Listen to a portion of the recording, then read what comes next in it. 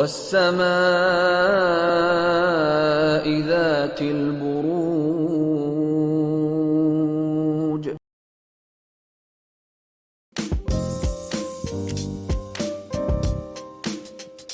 انشاءاللہ تعالیٰ اور ضرور. دیکھو سندس کیا ہوتا ہے جب ہم جلدی کرتے ہیں نا کسی بھی چیز میں، خاص طور پہ شادی والے معاملے میں، اور ہم چاہتے ہیں کہ بس یہ ابھی جو نظر آیا بس اس سے کر لو، یا جو ہے رشتہ اس سے کر لو، تو وہاں پہ آپ کے لیے پرابلمز آ جاتی ہیں، جس کو تھوڑا سا صبر سے دیکھ کے انڈرسٹینڈ کر کے، اور آپ کو دیکھنا چاہیے کہ کیا اگلے بھی ہمارے جیسے لوگ ہیں.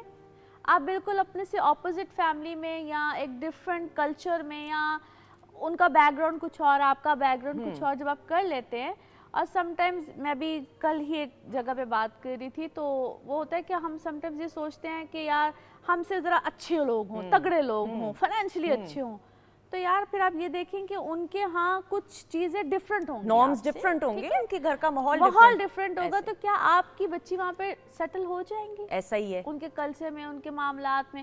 پھر بعد میں آتی ہیں پرابلمس. صرف پیسے سب کچھ نہیں ہوتا، آپ کو یہ دیکھنا چاہیے کہ کیا آپ کی ویلیوز ان سے ملتی ہیں، ویلیوز کو پریفرنس دیا. I totally agree.